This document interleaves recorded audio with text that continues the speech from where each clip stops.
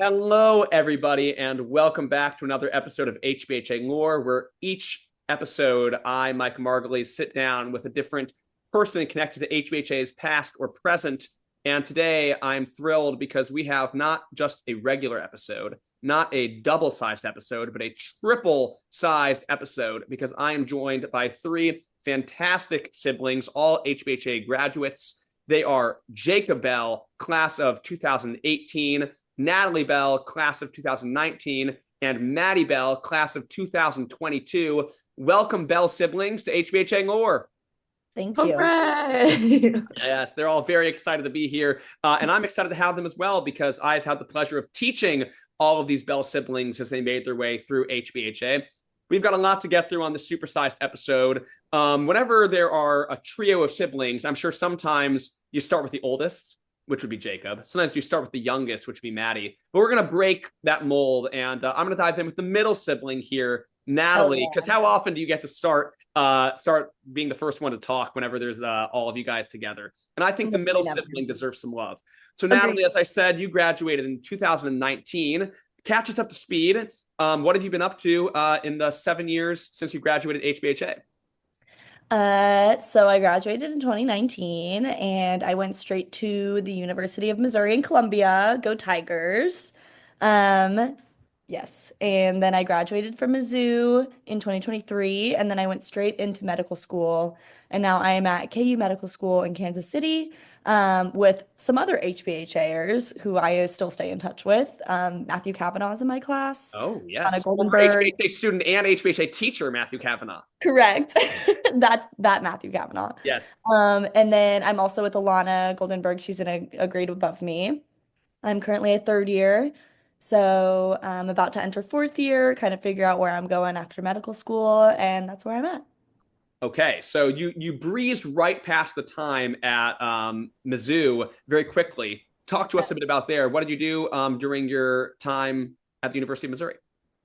I majored in biology, got a minor in military science, which I don't use, surprisingly. Well, Um, I did ROTC while I was at Mizzou. And I'm currently on a military scholarship for medical school as well. So they have paid for my undergrad and my graduate school. Thank you all for your taxes. Thank you. you're welcome. Um, but I'm but not yeah, even a Missouri resident, but I'm sure I'm contributing in some small way to help you. yeah. But yeah, so Mizzou was really fun. When my senior year, my sister was a freshman. So I made her lots of dinners and hung out with her a lot as well. And yeah, it was a really fun time. I still go there every once in a while to visit Maddie. So That's wonderful. I am curious to hear a little bit more about the ROTC program. That's just not a program that, most people do. And I'm sure there are some people listening, especially if they're like HBHA students currently, who might not even know what ROTC is, what that stands for, what it entails. Can you tell us a little bit about what the ROTC program is and what you did there with it? yeah, yeah, I guess that's true. Most people don't really know anything about it. I didn't know anything about it until I was graduating high school and I was like kind of doing some research and how I can get involved with like the service in any sort of way. But it stands for Reserved Officers Training Corps. Okay. And it is a way for people to become officers in the military while also getting an undergraduate degree at the same time. So on the side of like getting my pre-med biology degree, I was also doing lots of like military training. I was shooting weapons. I was messing around in the woods, like all these crazy things. I had to like go camping every once in a while. And so I think I was the only person in my grade and like in my cohort of like 4 years that went on to medical school from ROTC because most people go straight into the military after that. But I got what's called an educational delay. So it basically told the military, I don't owe you service yet. I'm going to go to graduate school and then I'll owe you service after. So it's kind of a good way to, if you also wanted to like serve in the military, but also get a degree, it's a good way to kind of accomplish both of those things at the same time. And I met some of like my closest friends. My best friends are from that program as well, and we all still stay in touch. So it was a really awesome experience. So, is the expectation that everyone who goes through the ROTC program does ultimately serve as like an active member in the military at some point? Yes. So when you do ROTC, if you become an official member of ROTC, that means that the military is paying for your undergraduate education. And you also would get like a stipend every month to like kind of help pay like some of the rent and like other bills that you have when you're an undergrad. And so in return for them paying for your undergraduate education and for like the other extra stipends that you get, you owe them a set amount of years afterward. And so that's what most people do. And so I have friends like stationed in Korea and Poland and Germany. Like I have friends all over. So it's pretty cool that I get to see what they're up to while I'm still in Kansas City. But Are you yeah. hoping that you would be like a medical worker in the military? Yeah, that's the plan. Yes. I have to do my residency at a military hospital, and then after that I owe them 7 years as a military physician. Okay. So is the plan, you said you're in your third year right now of medical school, is it you have one more year and then you would begin that military residency? Yes, Okay. hopefully. All right. Well, that's quite an endeavor. Two more kind of quick questions about that, and then we'll cycle back to you. But we got a lot of other bells to get to as well. Too many. Um, so I'm just curious. You were kind of talking briefly about some of what the ROTC program entails. What would you say? I'm just curious. What's like maybe the most intense physical activity thing that you did during your ROTC time? Something we were like, man, that day where we had to do such and such, that just wiped me out. I actually do have a story for this. I have Yes. told like quite a few people this story. Now But it's time to tell the entire HBHA lore world. oh my gosh, all four listeners. No, there's way more than Strap in. that. Natalie, there's way more than that who's going to be coming back to you for this. But let's hear it. The one thing that comes to mind is we would do something called FTXs or field training exercises every semester. And that was when we would like go, like, we would drive like a few hours away, like go into the woods and like kind of be like, we would run like military drills and like kind of just stuff like that. And we would like sleep outside in like sleeping bags and stuff like that. And one of the FTXs, I think this was like spring in 2021, it like just rained like all weekend and it was like 30s, 40s all weekend. But of course, that doesn't stop the programming or anything like that. So, and then like at the beginning of the weekend, we all like get assigned weapons, and some of the weapons are heavier than others. And so, like, kind of as a joke, but also kind of not, I was assigned like this giant, just like machine gun that was just massive. And so, for 4 days, it was like Thursday to Sunday, I was just like in the woods, just drenched for like 72 hours. I wasn't sleeping because it was freezing and just carrying around this like massive gun. And there's like pictures of me, and I just look like so puny next to this like giant weapon that I'm like barely able to like carry with me. So that was like a pretty tough weekend, I would say. But there was a lot of trauma bonding that came from that. So I'm glad that it happened. But in the moment, I was like, oh my God, this is the worst. This is the worst experience of my life. That sounds pretty intense. Well, while you're recovering from telling that story, I'm gonna bounce over to Maddie. So Maddie, you graduated as I said in 2022, so 4 years ago now. Catch us up to speed. What have you been up to in the 4 years since graduating HBHA? Um, well, like Natalie said, I was a freshman when she was a senior at Mizzou, and I'm still at Mizzou. And that's pretty much what I've been up to. I'm not planning on going to graduate school, but So yeah, you've been spending 4 years in Mizzou. Are you planning on graduating this spring, or do you have more time after the semester?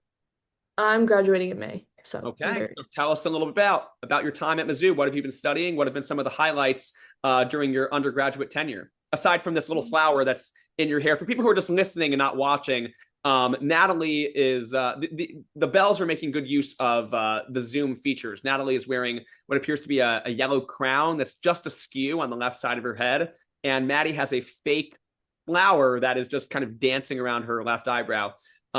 So if you're just listening, you might want to tune into the YouTube link to watch. But yeah, Maddie, what have been some of the highlights of your time at Mizzou? um oh, it's all been really fun. I'd say these past 2 years though, I got like really close with my class. So chemical engineering, I'm majoring in chemical engineering. Okay. And the chemical engineering department is not that big at Mizzou, so I've been with like the same 20 people since freshman year, which is a bit HBHA like, I Okay, guess. sure. Yeah. In college, even like a big state school, I went to KU. it starts out huge, but by the time you're a senior, you've kind of whittled it down to like, oh, these are the 20 people studying the precise thing that I am. And you kind of form your own little cohort there. Yeah, pretty much. And so these past 2 years we've gotten really close, so we're all kind of trauma bonded in that way, like Natalie described. So yeah, these past 2 years have been better than the first 2 years. The first 2 years were pretty difficult, but then I kind of figured it out. I'm chemical engineering is one of those topics that I feel that, and I include myself in this, people maybe don't have a firm grasp of exactly what it is. People know what like studying chemistry is. And I think when most people think about engineering, they maybe think of like mechanical engineering and maybe building a car, or maybe software engineering, developing kind of computer programs. So can you just tell me a little bit about what chemical engineering is, and maybe career wise, what are maybe some things you hope to do with that degree once you get out of college? Yeah, so there's a joke in chemical engineering that we're really just glorified like plumbers. Oh, Uh, well, plumbing is glorious in and of itself. So if you're a glorified plumber, there's no shame in that whatsoever. there's a lot of like it doesn't have as much to do with chemistry as people think. Obviously, we had to take a bunch of chemistry. Um, but a lot of it is like it's chemical. You'll hear chemical engineers are also called process engineers. Okay. It's mostly like chemical process engineering. So it's like you'll have a chemical process for like anything. It could be like pharmaceuticals or like wastewater treatment. And then chemical engineers could do like a whole host of things. They could design a process, or they could design a process. Or there's like a lot of consulting and engineering for different processes, like how to fix a system. The glorified plumbers comes from like a lot of it is like heat transfer and like insulation of pipes and stuff to make sure you're not losing heat in your system, and to like optimize different systems. So like in my capstone class right now, we just finished a project where it was like we had this process to synthesize like butyl glycol ethers. What And is that? so you that's a great question. They're used. Wouldn't you like to know? It's basically like a lot of it is like a company will like produce a chemical and it's used in like a bunch of different things, like cleaning supplies and like paint thinners and stuff. Okay. And so it's like we were like producing butyl glycol ethers, and we had a catalyst, and then like we switched to catalyst. So then we had to like re-optimize the whole system to like use a new catalyst. So that's kind of what chemical engineering is. It's just like glorified plumbing. I feel like I understand it absolutely perfectly now. But 2 minutes ago I was in the dark, but Okay.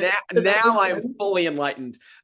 Do you have in your mind? It sounds like it's the type of career that could go in a lot of different directions. Work, like you said, there's working kind of like in the pharmaceutical or maybe like food industry or all sorts of things. Do you have an idea of what you ideally would like to do with it, or the type of path you'd like your career to go? Or are you kind of focusing now just I want to learn it, I want to get the degree and then see where it goes from there? Yeah, I was kind of unsure up until last year. But I'm in, so my capstone class right now is design two, and then last semester I took design one, and I really like design one and I really like design two, so I think I want to go into like design engineering, So which would be like, what would be an example of something that might entail, or what that might look like? well, I really want to do like environmental work too, so they're like I could design like wastewater treatment systems, so like you have like contaminated groundwater that would go through a system that would treat it, and then it would be like, you could dump it back into a creek or something, so it's not like contaminated with whatever anymore. Oh, So I great. would So like you're design that kind recycling of the thing. water. Yeah. Oh, excellent. All right. Last but certainly not least, we come to the eldest of the Bells, Jacob Bell. Jacob, so you graduated many, many moons ago, back in Yes. the year of 2018. So you've Yeah. had 8 years. You could have gotten to college twice in that time. Catch us up to speed. What have you done in the 8 years since you graduated HBHA? Yeah. So after I graduated from HBHA, I went to UMKC. I was there for 4 years. And it was right in the middle of COVID. Oh, Well, no, it wasn't the middle of COVID. I was having a great time until COVID. there it was. So I kind of caught the weird part of COVID where it affected my sophomore, junior, and most of senior year up until like the very end when like everything was like kind of going back to normal. Uh huh. Uh, So yeah, so that was interesting. Going to college in the middle of COVID, but I made it out Yeah. somehow. Yeah, I majored in environmental science. And I got a minor in economics. Oh, Um, okay. I'll keep yeah, going, but I'm going to circle yeah, back to that interesting tandem. yeah. And then after yeah, and then I was bartending throughout college, so that was my college job. Oh, And then I was really wanting to work for the Missouri Department of Conservation. So like I drove down to Jeff City multiple times for interviews. I really wanted to do survey work for them, or um like biology survey work for them, like plant wildlife stuff. But they just were not hiring, and it was really frustrating. So I ended up just like applying to some like random company, like a random consulting firm, just to get in, just to work somewhere. mhm. And I got into a company called AECom, and it's a consulting firm. And so while I was getting my environmental science degree, that my advisor was really pushing for me to get a GIS certificate. And that's basically it stands for Geographic Information Sciences. It's basically just like it's like Photoshop but for maps. That's pretty much what it is. So Oh. it's like map making. So I'm a cartographer. So now I like make maps and stuff is like what my job is. So you might be the only person in the world who is a hybrid cartographer, economist, bartender, environmental scientist. I mean, that Yeah, is quite the probably. quartet of interests. Yeah. Um, okay, so I have so many questions. Natalie and Maddie, you guys can just log off. I've got an hour of questions for Jacob here about that. No, you guys stick around. Don't worry, I'm coming back to you. But I do have a few questions. First and most importantly, what was your favorite drink to make as a bartender? Honestly, it probably was an old fashioned, and I don't even like whiskey that much, but making the old fashioned was just I just thought it was really fun to make. I don't know, just like For having people the who big don't ice know, cube. what is in an old fashioned? It's whiskey. It's pretty much like you have to like whiskey if you like want an old fashioned because whiskey is like the base liquor and it's pretty much just like a fancier way to drink whiskey because all it is just like whiskey, a couple orange bitters. You can throw some orange peel in there and some sugar. And all Oh, you do is you throw the bitters and the sugar in there, you mash it, put the whiskey in there, put like there's always like a big like square ice cube that they put in there uh-huh. and you serve it in a highball glass, and it's pretty much just like kind of a sugary whiskey. It was really fun to make. It was really simple, and it used a decent amount of ingredients. I don't know. It was kind of a cozy drink because everything else was always like so much effort, and you had to like shake and do all that stuff. And You know old what, fashioned, Jacob? I'm gonna super let you in a easy. little secret. I had an old fashioned last night. Oh, nice. Not made by you, but my wife was the bartender, and it was Oh, delicious. nice. It was And very they're good. really easy to make. They're really Yeah, fun. it was really good. Okay. On to cartography. So Yes. cartography, great word for as you explained, for people who don't know what it means. It means the art of map making. Yes. And I'm going to guess that many people listening, kind of myself included, might be thinking, there's a hilarious line in the movie The Truman Show. I interrupted myself. Most people Which I've probably, seen in your class. Which I've seen in your which class. I have shown you specifically. Yes. There's a line in The Truman Show where Truman says, like, I want to be an explorer when I grow up. And his teacher says, Truman, you can't be an explorer. There's nobody else to go, right? Like everything's already been explored. I think people Mhm. might think the same thing about map making. Like, what is there to make a map of? Don't we know? Like, every state has a map, every country has a map. Yeah. So, what does a cartographer do, or like, what were some of the things that you specifically did? Because I think it's a really interesting idea, but that most people might not have an idea of what you were actually doing. Yeah, so obviously, like things like land have all been mapped out. Like the Earth's been mapped out, at least like topologically speaking. Like the ocean's only been 10% mapped out, so the oceans haven't mapped out yet. Okay. Just an example. But my work specifically though is with flood hazard mapping. So my division within AECOM specifically is called Flood Risk Solutions. So we are a flood hazard mitigation firm is like what we do. Okay. Um, so we so it's like everything kind of all everyone I work with because like I mainly work with FEMA, but it all flows into each other because I also like work with the Iowa state government, but a lot of that money comes through FEMA. So like I work with FEMA on everything pretty much, but like some things aren't FEMA related. They just like kind of moderate the state government AECOM transactions because it's all like it's really complicated. I'm not going to get into it how it all works, but pretty much like FEMA is my main client, but I do like other work that's not just like FEMA work. But we mostly work with the federal government. And so two things from there. One, did you sneak in that you're actually in Iowa right now? Is that where you are? No, I work like a lot of my work is also with like for Iowa. Like Gotcha. so far what I've done is mostly like work within Iowa. I've mapped out like my team mapped out like most of Iowa. In Gotcha. fact, What? for like flood hazard mapping, like the base level. Okay, so that's what I was getting. So Yeah. it sounds like you're Sorry. mapping flood hazards. You're Yeah. probably tracking like rainfall and other Yeah. important features in different regions. And So yeah, so I guess so engineers. So we have hydraulic engineers who produce models from a program called HECRAS that was created by the Army Corps of Engineers, and it's pretty much a simulation program. You put in a bunch of different data, like you fine tune what you want, the data you want, or the fine tune the situation you want, like how much flooding in what period of time and all that stuff.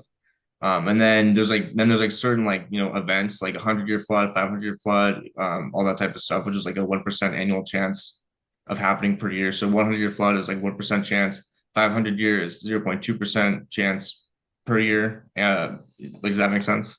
it does Um, make sense. yeah.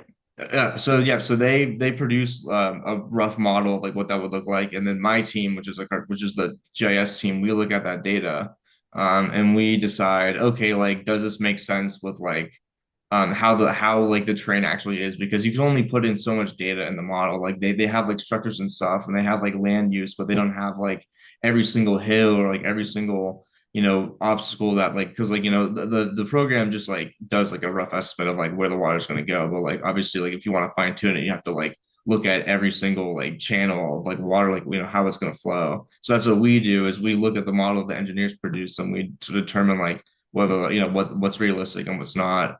And also like the clients themselves, like they have specific criteria of like what they want to see. So you have to like make sure it like lines up with like what like with what the state wants and stuff. So it's and that's just like part of it too. Like I've done maps for KC. Like I've done a lot of different maps for KC, just like unrelated to flood mapping, just like just like for stuff that they've asked for. Well, what's really Um, cool there is it's like you're doing cartography, but it is incorporating your environmental science yeah, learning, right? I mean, it's basically you're yeah, mapping out the science of the land, right? yeah. Of what's going around. That is extremely cool. Um, okay, the vibe or the overall theme I'm getting from talking to all of you guys is this is dare I say the Bell family is a scientific and mathematical powerhouse. Is that overstating things? And I don't I want think to take powerhouse is a strong term. well, I know, but this is, I mean, you guys have reached into the engineering, medical, and environmental science realms. I don't know. I feel like together, if you guys wanted to be like a team of supervillains, you could probably take over the world, hypothetically. And I was gonna say, I don't want to take all the credit, but I did teach each of you guys Algebra 1.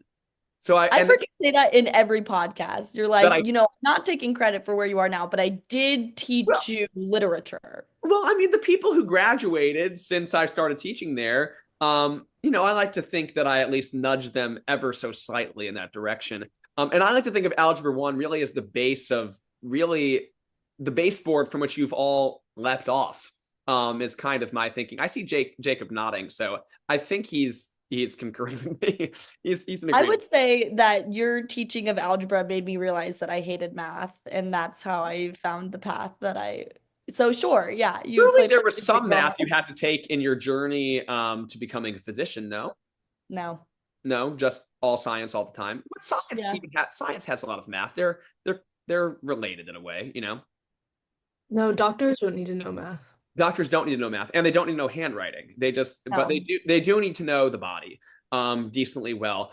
Which Natalie brings me back to you. Do you have an idea of what type of medicine ideally you would like to practice long term? Yeah, I think I'm gonna apply for internal medicine, which is kind of like a jack of all trades, like master of none sort of position. So we'll see people in the hospital, and then like we'll pull in other teams who are like relevant to the patient's case. So like if I had a patient in the hospital that was having like stroke symptoms or seizure symptoms, I'd call Alana Goldenberg and I'd just be like, Oh, "Hey, I need to consult you on this patient." And like then they'll be involved in the patient's care as well. So that's kind of like the role of an internal medicine physician, and that's what I really like. So excellent. All right, before we transition back to HBHA memories, I thought since I've got all the Bell Squad here, we should at least take some time to also not, you guys aren't just your careers and you're not what you've studied at college. You're a wonderful family unto yourselves. So I figured that we've got some good Bell memories and stories to share. So let's start with this maybe as a general question. Any one of you three can hop in if you've got a good answer here. Who's got the best Bell family vacation story from your time growing up? I'm sure that you guys went somewhere. It could be you traveled afar, or maybe it was just, we took a Bell family trip to the bowling alley that went off the rails in the best of ways. But if anyone's got a good Bell family vacay story from far or near, this is the time. This is the time to share it with the community.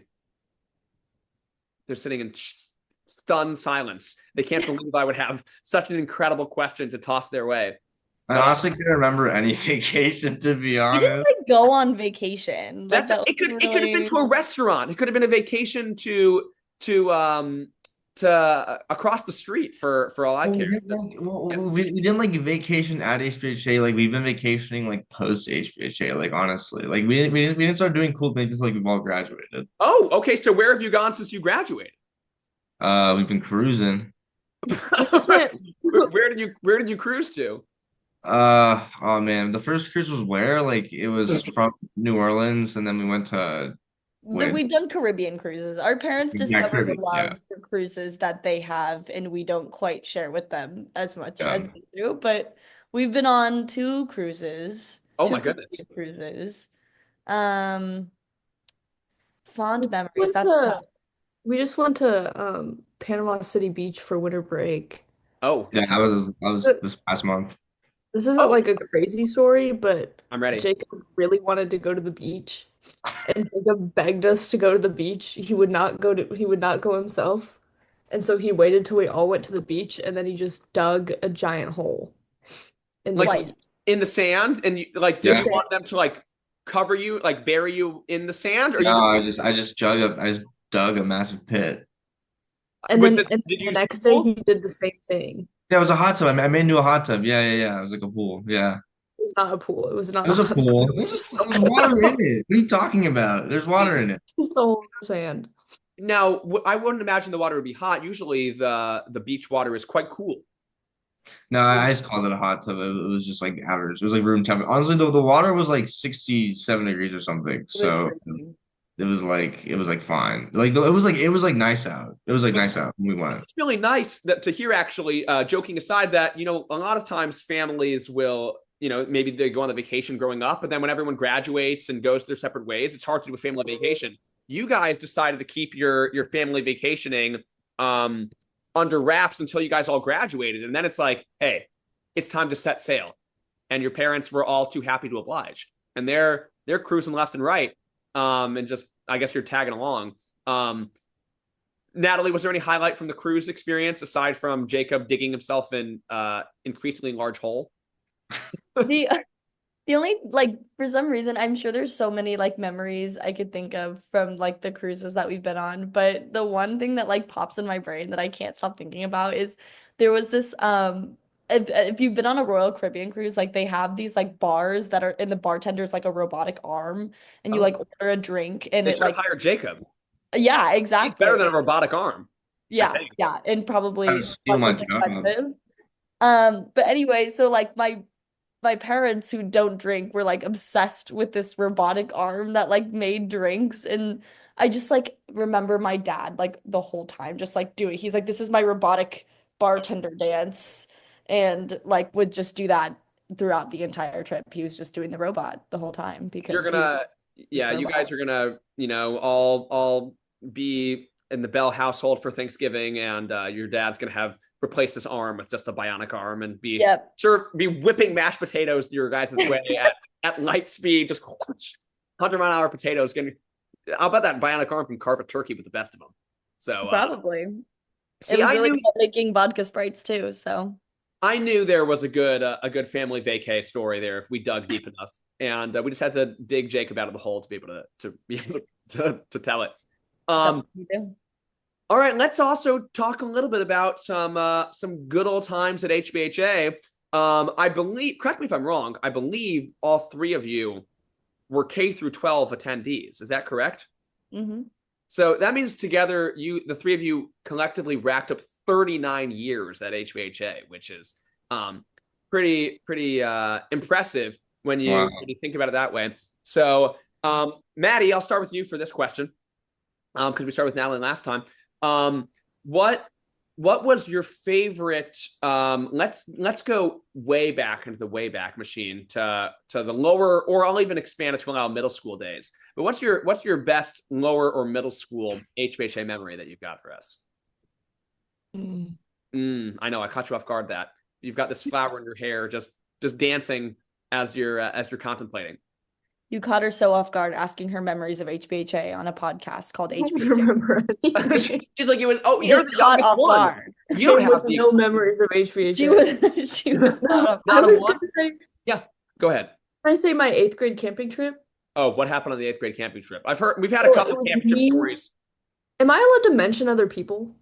Of course. Okay, Yeah. it was This me. isn't HIPAA. This isn't Please, a this medical is gonna bug violation. you. I don't know, if they're not allowed. I'll bleep it out if you say something too off color. Don't worry. Okay. If you say someone's name, was- I'm like, we gotta bleep them out. They can't be said. This isn't Voldemort. Go ahead. It was me, can Dennis read it. Kolovich, Aaron Cole, and Samuel Wasserman. Oh, those It- people all deserve to be said. Say them loudly and proudly. So the four of We you, yes. went on a hike, and I mean, I feel like someone gets lost every year, Sure. but we got lost, and we were lost for like an hour or two Oh no. until we like figured our way back. But we had accepted that we were just gonna be in the woods for the rest of the trip. But that was pretty fun. So how did you eventually find your way? Were you guys supposed to be on your own, or did you just kind of slowly wander off until it was No. just? They were moving, like the group was moving so fast. Oh, We and were yeah, like hiking, but they were like running. And we just like we turned around for 1 second and then we like looked back and they were gone. And they were like trail markers, but it was also the fall. So there were leaves everywhere, so you couldn't like see the trail.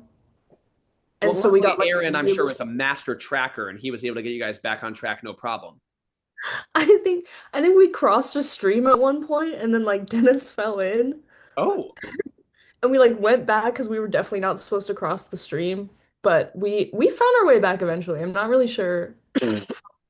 But obviously we made our way back, but we were lost for a good long while. that's good. I like how I said, "Tell me your most memorable story," and it's I got lost for 2 hours, and Dennis fell into a creek, and I agree that's very memorable. And I hope he dried off since then. And no, I think what you said is correct. That not falling into a creek, but getting lost on an HBHA camping trip is, I don't want to say a rite of passage, but it's going to happen to pretty much every cadre of students.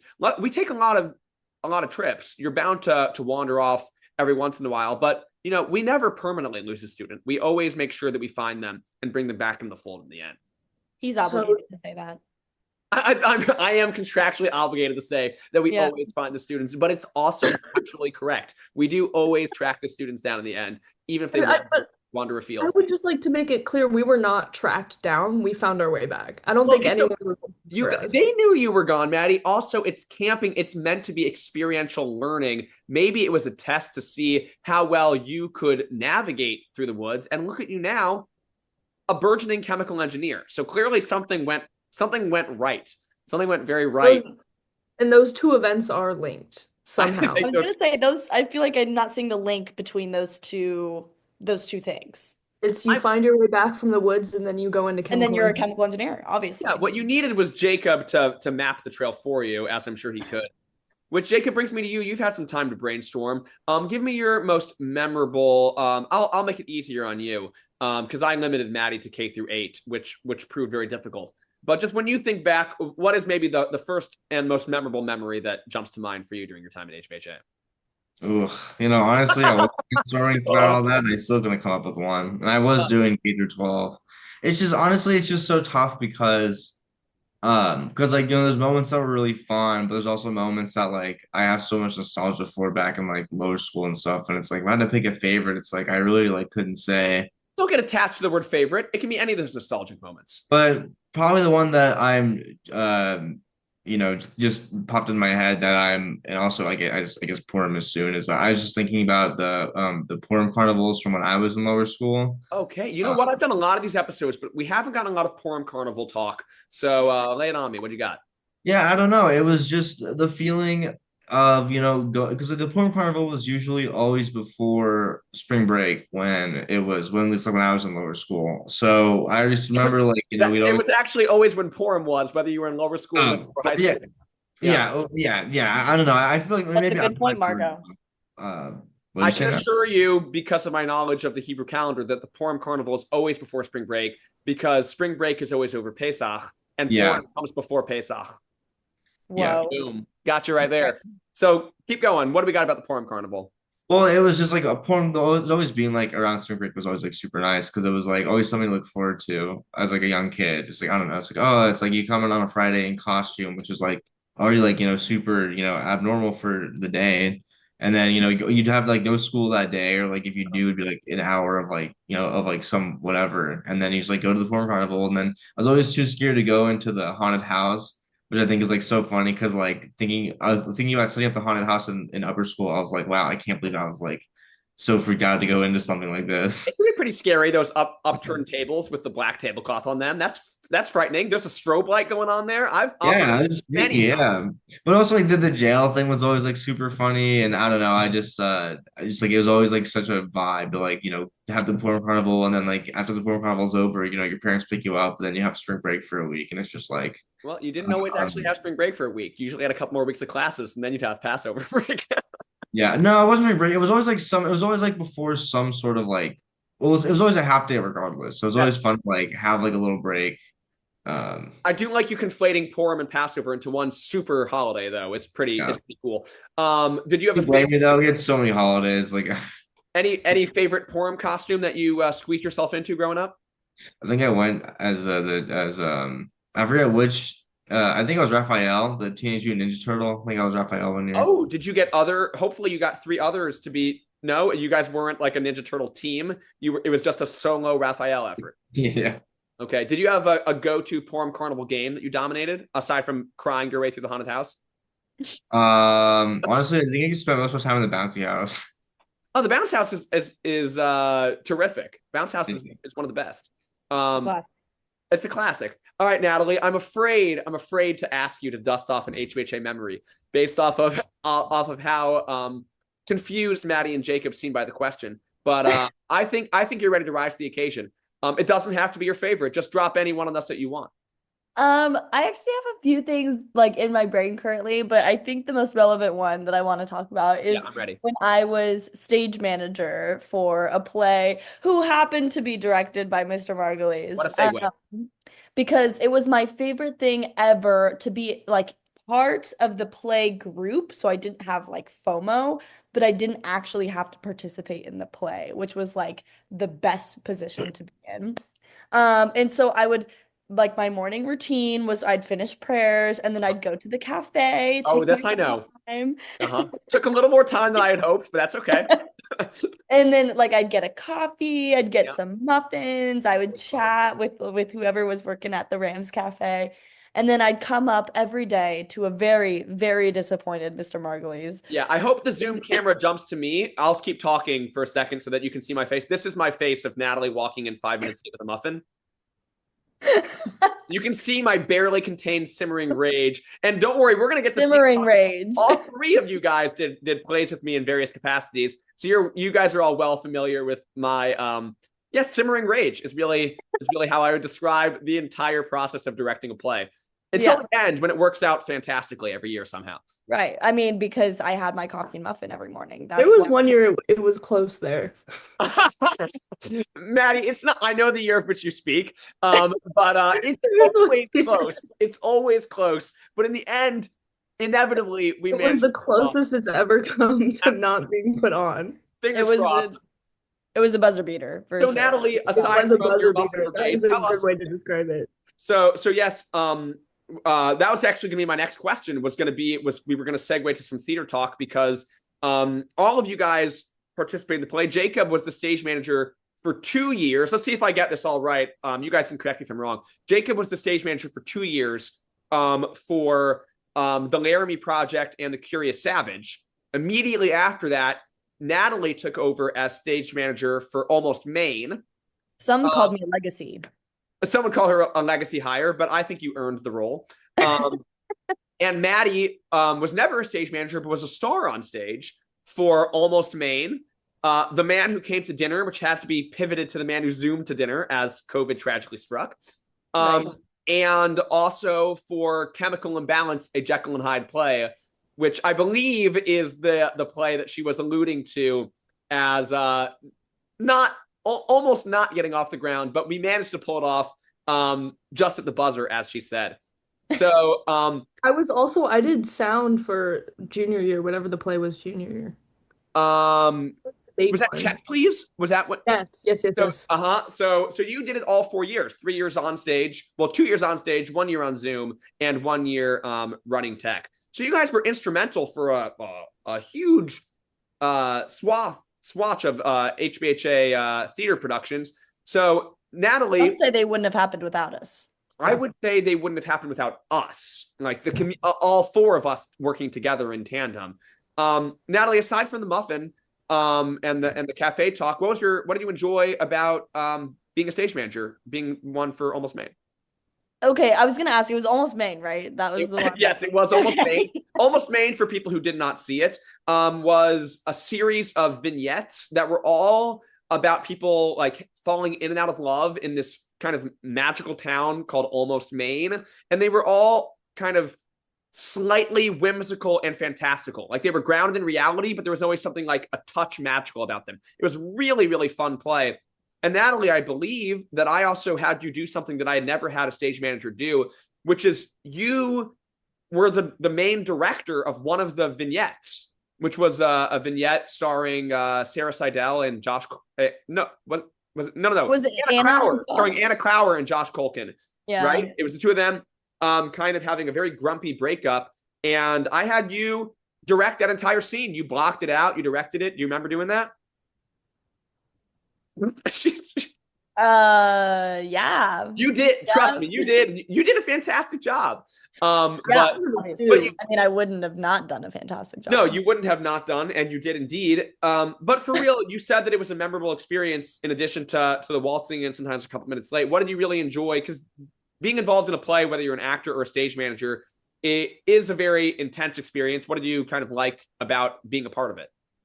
I liked that, like, my favorite thing about it, and like I think what brought me to do it in the first place was that I just wanted, like, I had so much FOMO like with the play people, and I wanted to be a part of like the group, but I'm like not good at acting.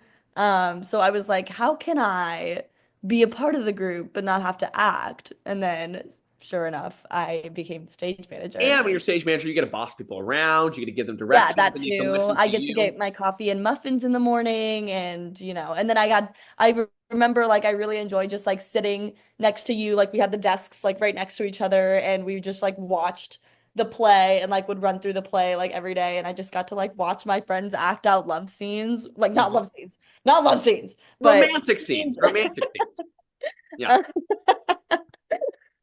And then just like eat my muffins and sip my coffee and just enjoy the show every day. Yeah.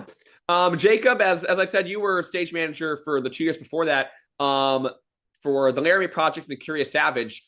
How did any memorable theater experiences from those 2 years you want to share? Or just about how that time went overall?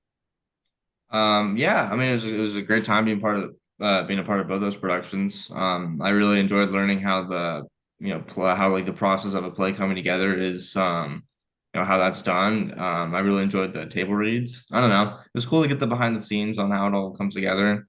Yeah.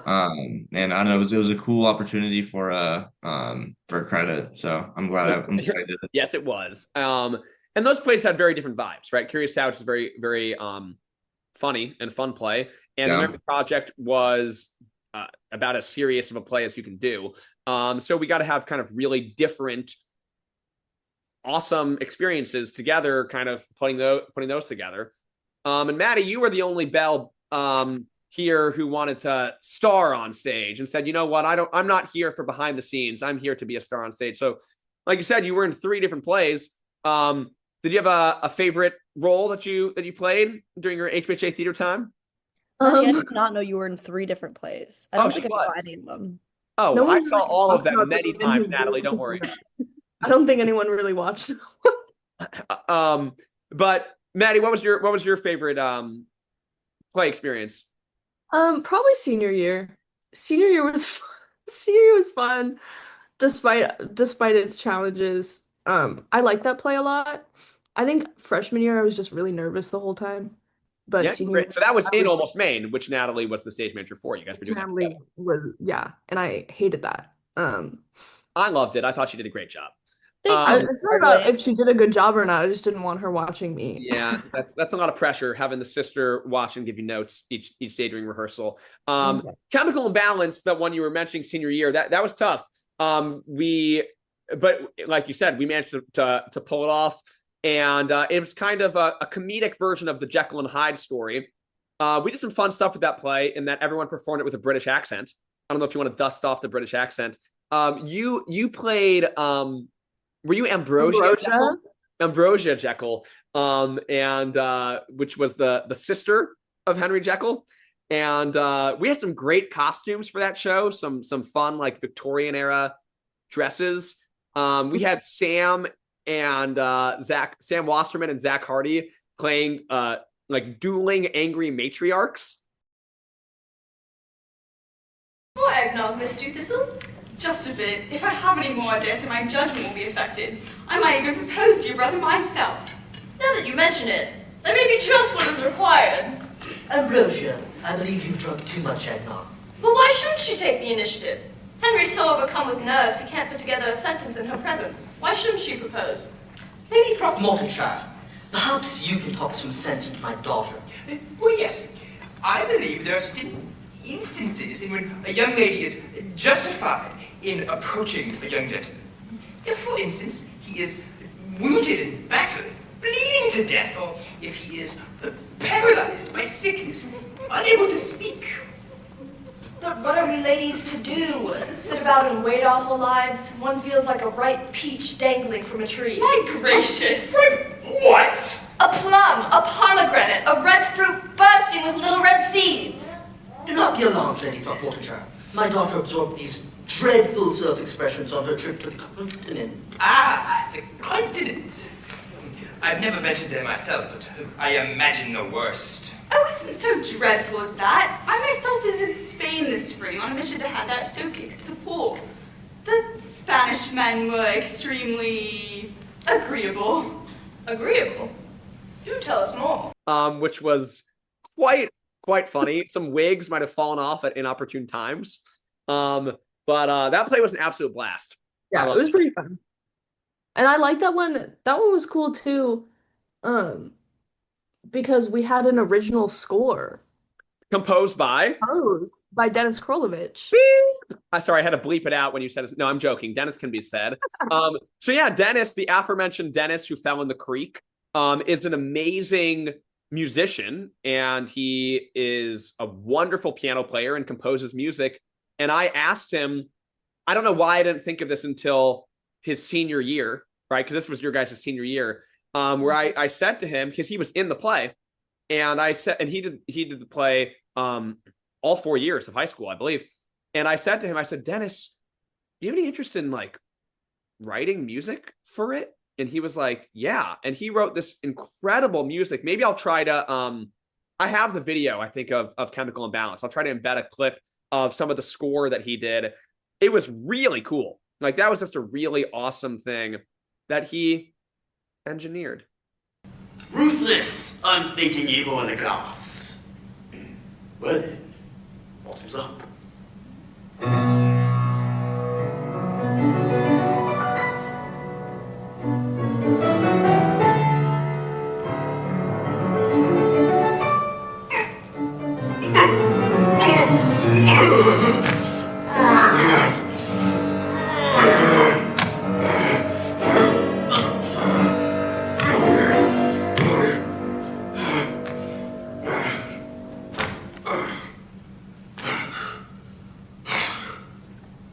mirror, I believe the experiment has been a success. Yeah. Not chemically so.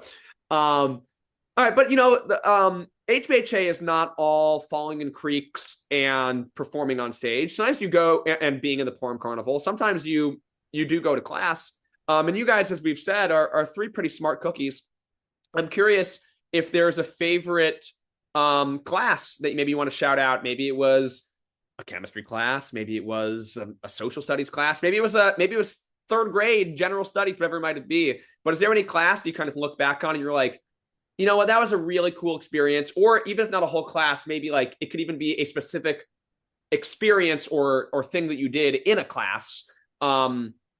Anyone, Natalie, I'll start with you here. Any class that comes to mind that was really a memorable HBHA experience? She's like, no.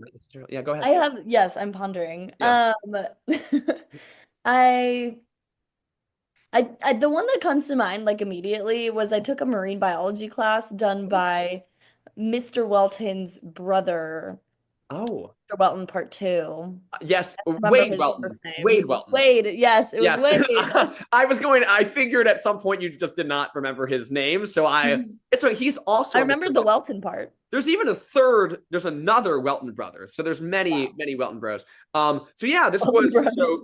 so obviously Cody Welton taught science at HBHA for many, many years, and his brother Wade came and taught an elective. So yeah, what was memorable about this marine biology experience? It was just really interesting. Like I remember thinking that I was like, I feel like I could potentially pursue marine biology as like a career.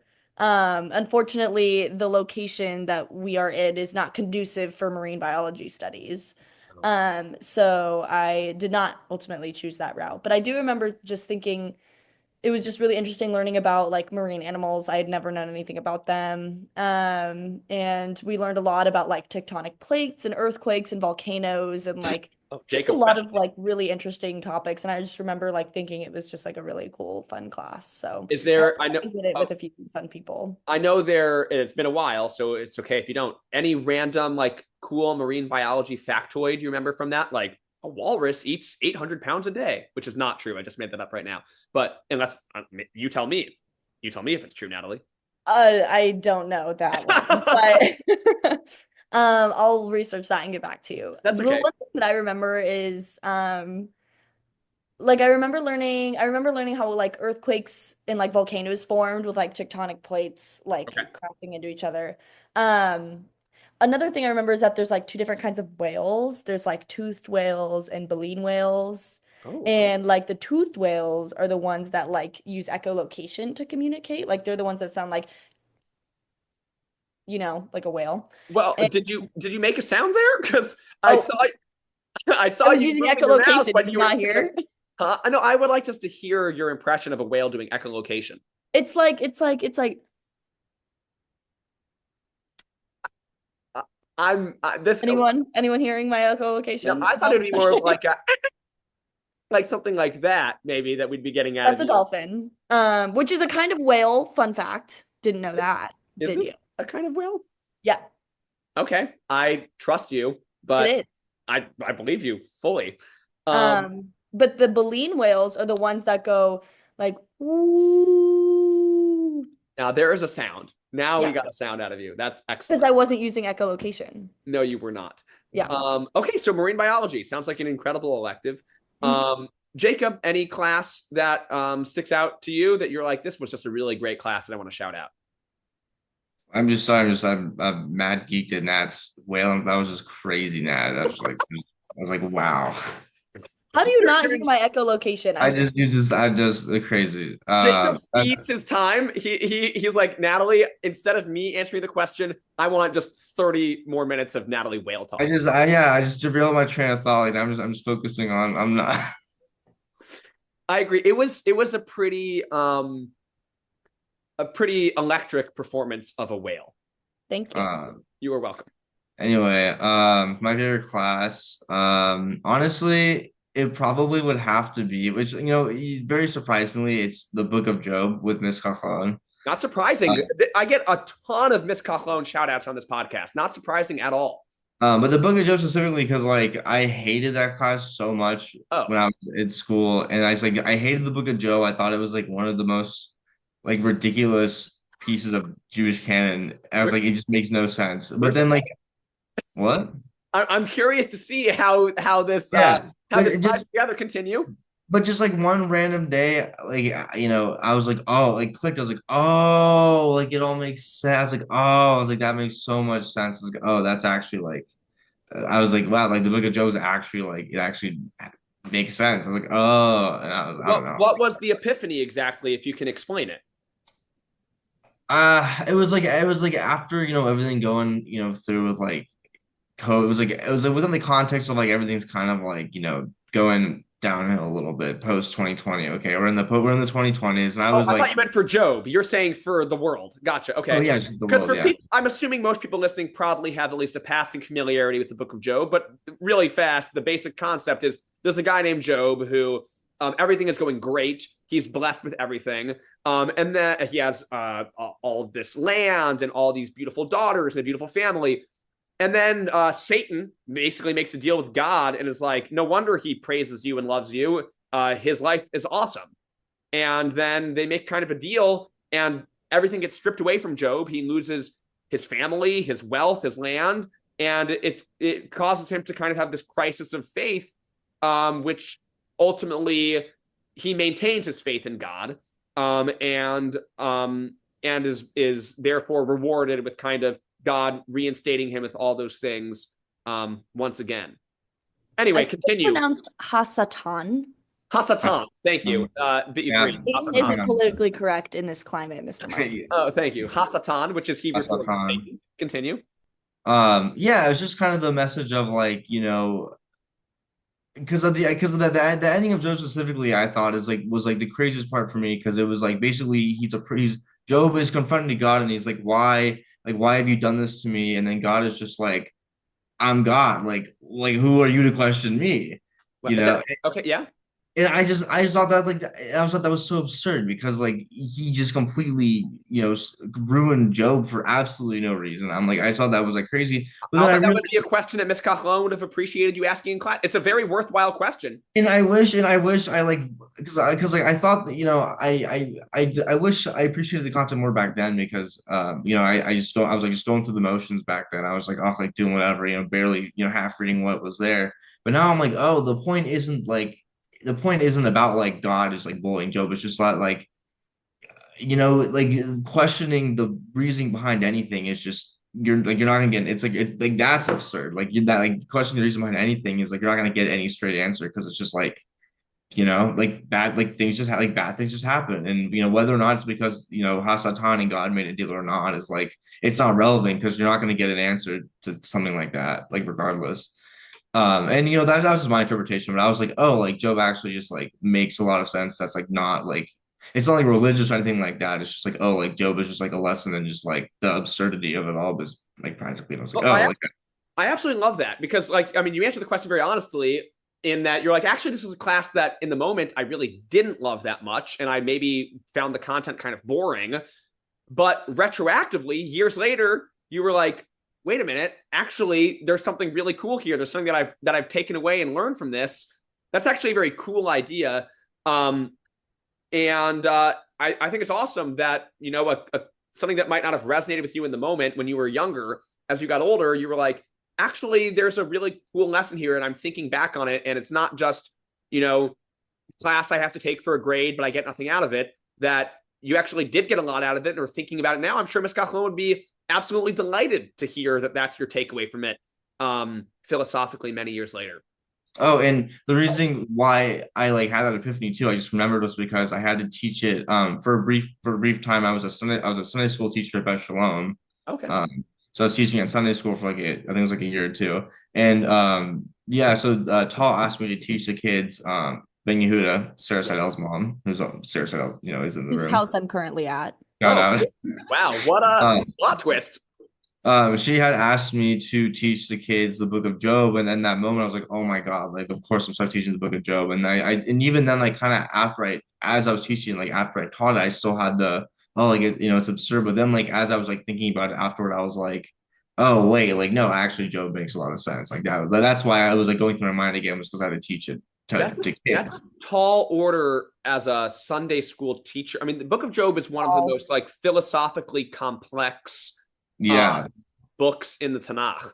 It's a Yeah, very it complicated was in book. like a children's. There was like a children's. It was like a thing called like the Child's Bible. So it was Gotcha. like for it was simplified for children, but even then like it didn't even go into like anything. It was like the basics of like what happened of like Joe. Joe did this and God did this or whatever. And like it didn't like go into any of the lessons or anything.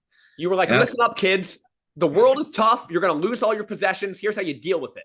yeah, it's like it's one of the most like raw pieces of literature in Judaism because it's just like, the reality is, things just kind of don't go, really bad and like that's just how life is and that's just like you got to live with it. I look forward to reading your book, Torah Raw, by Jacob Bell, biblical stories unfiltered, just through the lens of Jacob Bell. I guess that would be filtered through the lens of Jacob Bell. Whatever. Yeah, Speaking true. speaking of filtering systems, Maddie, let's come to you now. And last but not least, you've had plenty of time to marinate on this question now. What is a class that sticks with you all these years later? Obviously Algebra 1 with Yes, thank you. Thank you. That's all I wanted to hear, Maddie. Yep, final answer. Oh, that's it. There's nothing. Oh, no, continue. I loved Algebra 1 and English. Are you just trying to name classes? You don't have to. You're already on the English podcast. classes did you teach us? Was it sophomore year? I probably taught you 8th and 10th grade English, I'm gonna guess. Okay, so yeah, okay. Those classes too, obviously. Okay. I think overall though, probably AP Lit. Okay. I like how you answer that. You're like, let me jokingly say the classes you taught, and then seriously, here's a class taught by somebody else. Tell me about your AP Lit experience and why that was so memorable. I'm trying to remember.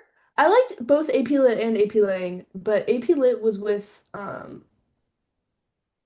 Lit was senior year. Okay. And I liked it better than AP Lang. I think I was better at AP Lang, Sure.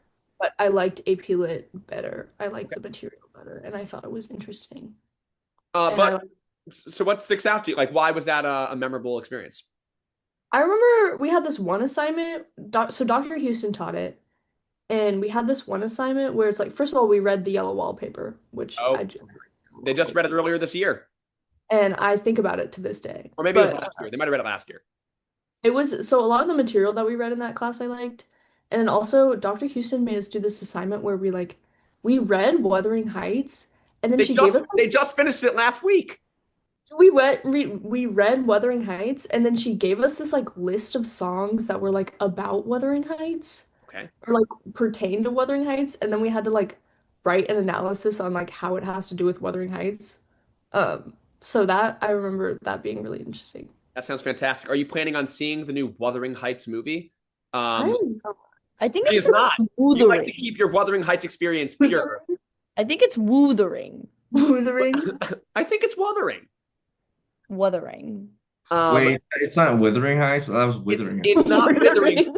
I'm pretty sure it's Wuthering. Wuthering is a rather archaic and esoteric adjective meaning pertaining to the weather. Like windy heights is basically what it is. So it's weathering. It's like weathering, but it is wuthering. Wuthering. That's pretty wonderful. I don't know if you're right here, Mr. Margulies. I feel extremely confident. Natalie, notice I did not question you on whale facts and English literature, dare I say my expertise. I'm going to look really foolish if this comes out and people are just like, it's wuthering. It's wuthering, cool. But I feel extremely confident that it is indeed wuthering. Well, in whale language, it's wuthering. Wuthering. Excellent. What is it in whale echolocation? I don't think she's just making the face, but since she's not making a noise, I don't think the Zoom camera is going to automatically. How is my noise? My echolocation isn't getting picked up by my mic. It's not. I'm very frustrated. So we have, guys, bells, we have delved deeply into all sorts of shenanigans, HBHA, post-grad, and otherwise.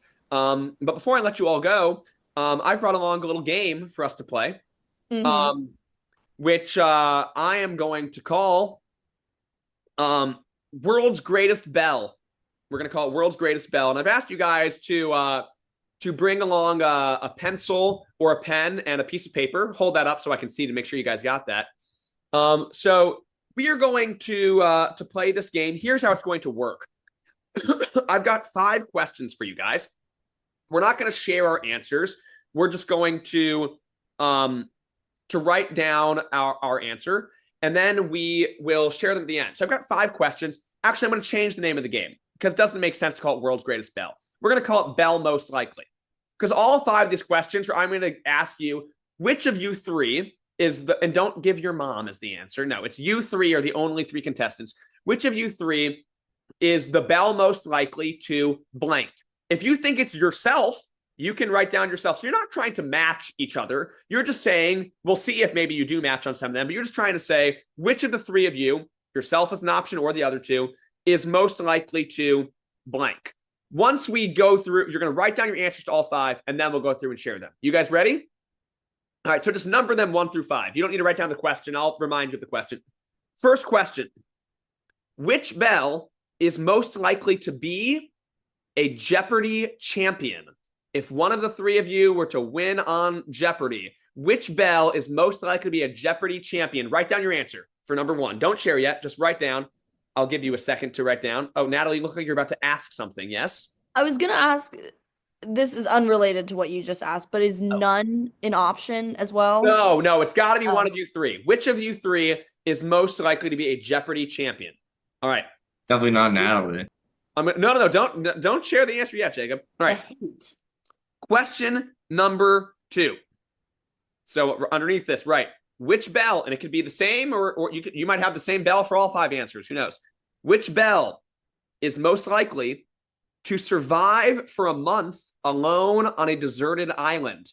Ooh, this could be any of you. You guys all have expertise. Jacob could map out the cartography of the land. Madi could engineer herself some sort of water filtration system. Natalie could summon the whales, who knows, to rescue her. So who knows? So question 2, which bell is most likely to survive for a month on a deserted island?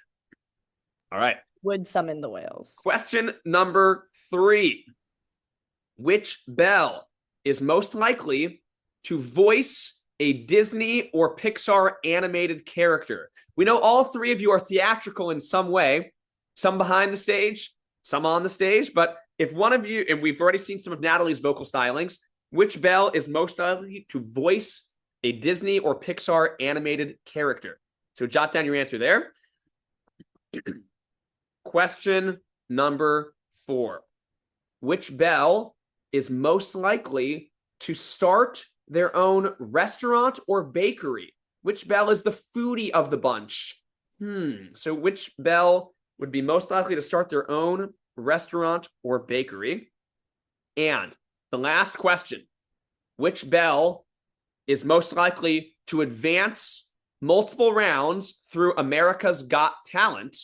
And as a special bonus for that one, in addition to writing the bell answer of who you think would be most likely to advance through multiple rounds of America's Got Talent, you can write what their talent is that they would perform that would allow them to advance multiple rounds in America's Got Talent. So while you guys are mulling that over, I will read those answers again. I'll read those questions again. Number 1 was, which bell is most likely to be a Jeopardy champion? Number 2, which bell is most likely to survive for a month on a deserted island? Number 3, which bell is most likely to voice a Disney or Pixar animated character? Number 4, which bell is starting their own restaurant or bakery? And number 5, which bell is advancing multiple rounds in America's Got Talent? And as a bonus, what would their talent be? All right, have you guys written your answers for all 5? All right, now we got to see the bell most likely for these. We'll see if there's some matches and there's some differing answers, and I'm sure that some debates will break out. So, Jacob, I'm going to start with you. Which bell did you say was most likely to be a Jeopardy champion? I said Madi. He said Madi. Madi, who did you say was most likely to be a Jeopardy champion? Okay. I said Brian, but I know that's not. I just said it has to be you 3. Literally rule number 1, Madi. What'd you say? That was literally rule number 1. I know, but I have another answer. I'm just saying that. Okay, Brian slash. But if not, Natalie. Okay, she's going Natalie. Like medical Jeopardy. And Natalie, who did you say was the bell most likely? I put Jacob. I think that proves, since we all put different people, that none of us would advance very far in a game of Jeopardy. What would be all right? So you guys all think? Does anyone? Here's as a follow up kind of bonus question. For any of you three, what would be like the category that one of you would be like, I would dominate this category if it came out? Like if it was a category in like the beluga whale, obviously Natalie would be going. I was gonna say whales. So do any of you three have a category either for yourself or for one of the others of you where you're like, no one knows more about X than my brother, Jacob Bell? if there was a Fortnite trivia, If it was Oh, Matt, yeah. Who would be dominating Fortnite trivia? Would that be Jacob? no, No. Maddie. Oh, Maddie, the Fortnite master. I've never played Fortnite in my life. Honestly, no. Honestly, like if there's like an early like a 2000s to like early 2010s like childhood like Disney Channel, Cartoon Network, Nickelodeon like category, like that I would feel like I'd do pretty well in that. Good. So Jacob, tell me what's the best TV show from your perspective from that era? SpongeBob, 100%, 100%, yeah. And Okay. that's on facts. Am I SpongeBob, wrong, 100%. or are SpongeBob episodes still coming out? Like they're still They're bad as they are. They're pretty weird now. But like early 2000s SpongeBob is probably like peak television. I don't think seasons anyone's 1 through 9 of done- SpongeBob. That's you're on top of it. Oh, what would you say? Seasons 1 through 9 of SpongeBob, you're running that category on Jeopardy. All Yeah, three of us would. Yeah, honestly, all three of us would. Yeah, 100%. Okay, so there we go. We found who. Fine. Here's the last question about Jeopardy before we move on. If there was just SpongeBob Jeopardy, which of the three of you is winning? Who is the SpongeBob master of the bells? I think it's me. I would gonna say say Natalie. Natalie. I would say it's I think it's Natalie. me. Wow, Jacob, I can't believe you would throw in the towel. I mean, like, I don't know. Like, I feel like she's like, I haven't watched SpongeBob in a while. I feel like Natalie's probably like watched SpongeBob recently. SpongeBob speaks to Natalie in a way that's like Natalie is holding something boring. up, but I can't quite see what it is. Natalie, say something so I can see you better. It's handsome SpongeBob, but his arms fell off, so ignore that. Oh, But this is wonderful. from a specific episode of SpongeBob where he dresses very handsomely. All right, so that question, we had a three-way tie. Every one of you said the next person in line. So that's nice. All right, question 2. Which bell is most likely to survive for a month on a deserted island? Maddie, I'll start with you. Who did you say? Don't say Brian. I said Natalie. She said Natalie. Natalie, you said? I said me. She said Natalie. Jacob, you said? I said Natalie. That, you know what? You told that. I mean, the ROTC training, I figure, has got to play a big role in this, right? I would call the whales. She's already spent like nights in the woods, like weeks in the woods. Yeah, but I feel hate it. I would cry. Yeah, And then but I you would call the did. whales. Crying is one thing, but you would survive. Natalie, I'll ask you, how long do you think you could actually survive? If it was, let's say you had gear, like you've brought gear with you, so that's not the issue. But just you on an island, how long do you think you could survive out there? I think it's hard to tell if like my physical health or my mental health would deteriorate first. In Castaway, it's his mental health, and that's what Yeah, based I this feel question. like it would probably be my mental health. I think just being so isolated without like Instagram. Hello? Oh, okay. Like if I thought don't you were have gonna my say friends Insta and family, Reels, but that's fine. if I don't have my SpongeBob, like, You'd have your best friend, handsome SpongeBob. Did you say this is That's- handsome? well, do I SpongeBob? have my car keys? Is that part of my gear? Yeah, but it's not going to be that helpful. I guess you could do some joy rides until the gas runs out through the island, but it's not. So gonna I have my car. You have your car, I guess. Yeah. What do you think would be the most Can I useful? negotiate more equipment that I'm Well, what would you think would be the most useful tool? Your ROTC training might come in handy here. Like if you were like, I must have this to survive. What would it be? Oh, that's hard. I feel like I've like thought about this question before. Yeah, they ask it in like 5th grade as an icebreaker like every year. So Yeah. the answer is always a hatchet or a chocolate bar for some reason. Right. Yeah. But I think the answer was actually your annotated copy of Wuthering Heights. Wuthering Heights. Wuthering Heights. Wuthering Heights might maintain my mental All right, so sanity. Natalie is all right, so Maddie and Jacob, between you two, who is least likely to survive that month? Who is like, actually, no, it's not happening. Maddie. I was gonna say know. Maddie. I don't know. I feel like I'm pretty crafty. I just feel think Natalie and Jacob, since Jacob's an Eagle Scout and Natalie's an ROTC, oh, like yeah. they've had chances to prove themselves. I'll give I you guys have an easy out Okay. here. Out of the four of us, I would be the least likely to survive. I'm not handy at all. I would be dead by the middle of the afternoon. When are you And getting there? just Early however I'm afternoon? getting there, Early afternoon. I have many skills. I am more than happy to say that one of them is not like solo survive. It's not What happening. if you had Wuthering Heights? I'd read the book and I might burn the pages for a fire, but I wouldn't make an effective fire. I can tell you that. All right. Yeah, that was gonna be my answer. Actually, if I could take one tool, I think people like what a lot of people say is like matches or like a lighter Yeah. or something. Question 3. Who is the Belle most likely to voice a Disney or Pixar animated character? Natalie, we will start with you. I said me. Okay, probably voicing SpongeBob. Ah. Oh, maybe it's you. Well, I don't know. It might be me. Jacob, who do you say? I said Maddie. He said Maddie. All right, Maddie, are you going to break the tie or are you going to say Jacob? Which I sincerely doubt, but maybe. No offense, Jacob. Well, I said Jacob for a really monotone character, but Natalie for like a normal character. So which character is Jacob voicing? And you're He's like a really monotone, like tired character. I get Iago. Iago, like from Aladdin? No, it's Igor. Oh, No, not you mean Eeyore from Winnie the Pooh. Eeyore. Yeah, that one. Yes. I get Iago Iago. is I would like imagine. Iago, I do. in fact, is like a very multifaceted voice. His whole I know. thing That's why, is doing it- that's why I was joking. Oh, gotcha. So you're saying you're gonna voice Eeyore. Maddie, who are you seeing Natalie as? Like, what type of character is she voicing? Just like a normal one. Yeah, just like a Disney That's princess. me, normal. Yeah, She's just like wearing the crown. if we're going off Winnie the Pooh, like maybe she's Winnie the Pooh. Why are we Maybe going she's- off Winnie the Pooh? So you're saying I I don't would be know. a character She's- and because we said Jacob was Eeyore. Eeyore. Yeah, but you don't have to limit it to Winnie the Pooh specifically. Jacob, you said Maddie. Is that correct? Yeah, What kind of character do you envision Maddie voicing? like a Disney princess, like a Belle, like Beauty and the Beast, or like I don't know, It like could be some. Belle, Yeah, Belle, yeah. Bell. I'd voice the Beast. That's Oh, Maddie. Yeah, Beauty and the Beast. I'd be the Beast.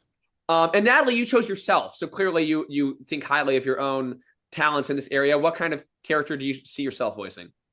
I was gonna say I feel like I would be really good at voicing like I don't know, someone who has a really high A really annoying character. I was gonna say I didn't want to say that. I thought one of you were gonna say that, but like a really like annoying, I don't know, like a SpongeBob type character.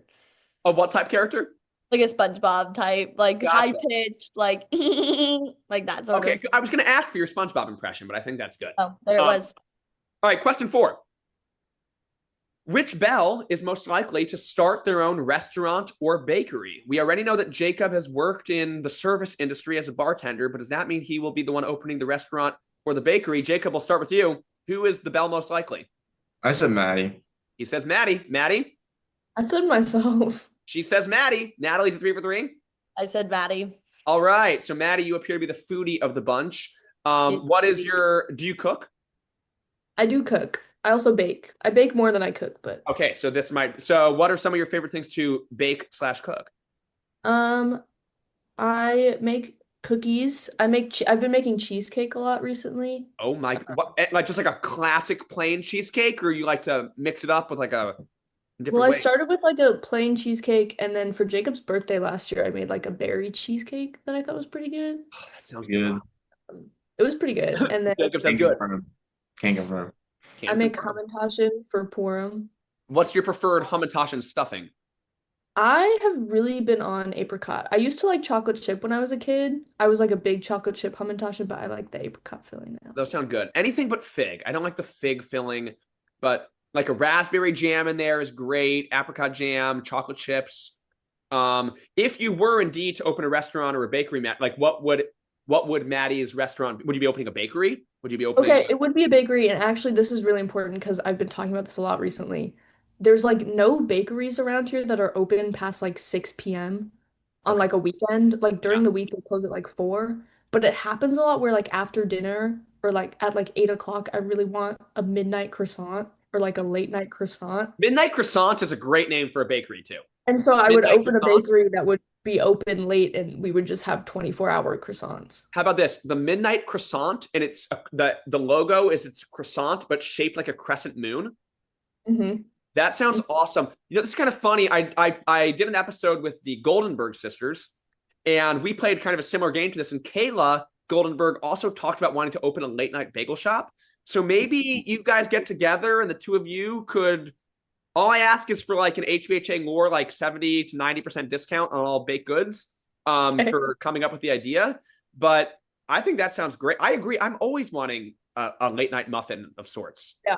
It's like an anti-Meshuggah. It's like instead of being open 7 to 2, you're open from like 3 to 2. Yeah, but don't call it the anti-Meshuggah. I don't like the name of that. Negative Meshuggah. I prefer the midnight croissant. It's a great name. All right, last question to conclude our episode here. Which belle is advancing multiple rounds of America's Got Talent? And as a bonus, what's their talent that they're sharing? Jacob, if you did find yourself on America's Got Talent, what would be your talent that you try to do? Bartending could absolutely be one if you're doing like behind the back, like things with. Yeah, I'd probably do some like crazy bartender moves or something. I don't know. Especially if you got that bionic arm working from the cruise ship, you could really bust some stuff out. No, I have it as a backpack, and I can like do other stuff with it too. Like it's in sync with me. You know, gotcha. It's like Okay. It'll like catch like throw the drink up, it'll catch it. Pour something else in there. I don't know. Fantastic, Natalie. What would be if you advanced? What would be your talent you're going the distance with? You think? I feel like this is a funny question because we actually have like an annual like family talent show every year, and I never know what to do, and I always lose. What have you done? Last year, me and Maddie did synchronized swimming. Good job. Wait, like you actually got in a pool for the talent show? No, so we held up a sheet, and then like our feet were like, So you just wiggled your feet behind like a bed sheet? Pretty much. Yeah. We were jumping around. Sometimes it was our feet, and sometimes we would jump up and go. Yeah, there was some arm movements in there. So maybe synchronized swimming would be my thing. With Maddie specifically, or you'd get someone else more in sync with you? I think I would be a solo act, honestly. Maddie holds me back when it comes to solo synchronized swimming. Some have called that swimming. But Maddie, to me, it's synchronized. Maddie, you're synchronized with yourself. It's like, look at those arms and those legs. They're so in sync. There's each half of my body is so synchronized. Maddie, what would be your America's Got Talent that's taking you the distance? I don't know. Just math on stage? That wouldn't know, but Natalie's right. I feel like with the family talent show, Natalie and I are always the ones that show up with like nothing. So who we're not talented. We're not a talented family. Who wins the talent show? Whoever gets this past year, whoever got the most pity votes. Is this at like a certain time? Like it's like this is what we do on New Year's Eve, or is it just like a random time? It's just like April 12th, and someone's just like, "It's time for the talent show. Let's do it." It's every like September, October when we do our like family vacation. It's always Natalie, you and I could go pretty far in Spikeball, I feel like. It's with our extended family, so it's like all of my dad's sisters and then like their families are with us. So it's like it's kind of like a big deal, you know. What I'm getting from this is that none of you guys win the talent show. Is that correct? No, I won one year. Okay, Jacob won as a group act and he didn't really do anything. This year, Natalie and I gave it our all. It was a star. It was all me. Natalie and I gave it our all. Our cousin Kyle did a presentation on some like World War II history. Half his slides were like misspelled, and I think people took pity on him. And voted for him, so he won. Is the slideshow a talent? That's more of a presentation. Yeah, exactly. One time my dad read the Declaration of Independence for his talent, so he didn't even recite it from memory. He just read it. He just read it. Oh. He did CrossFit this year though, or last year he did CrossFit. I mean, I feel like that's pretty talent. It has like tries to teach something. Yeah. Well, like me, I maintain that despite your guys' modesty, you are a very talented family. You guys have designed maps. You've swum with the whales, or at least learned alongside them. You've filtered the water. You've parsed the book of Job. You've managed the stage of multiple HBHA plays. It's true. I could recap even more things that you guys said, but the people listening this far, they know. They've already heard the episode. All two people. No, we're not We we're not know. halving the audience right now, Natalie. If anything, it's growing exponentially. But no, in all seriousness, this has been wonderful. I, as aforementioned, I've had the joy of teaching all of you guys in many, many classes, math classes, English classes, theater classes. Some of them even masqueraded as your favorites for a short while until you revealed the truth. And I was in a movie class with you too, as an elective. Oh, actually, Literature film. lit in film might have been my Film. favorite.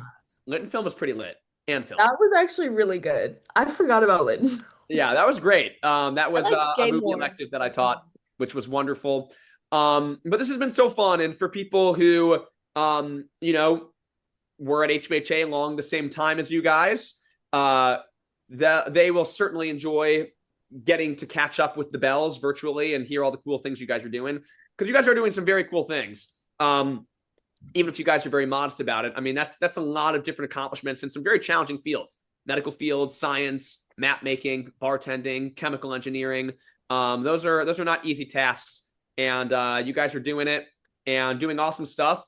And it's kind of cool because I'm catching you guys really right as you guys are all about to really jump into your careers like full force. You guys are like finishing up your studying, finishing up some of the work that you guys are doing, and ready to dive in. So maybe we'll have to do a catch-up episode for like season 5 of HBHA Lore and see where you guys have all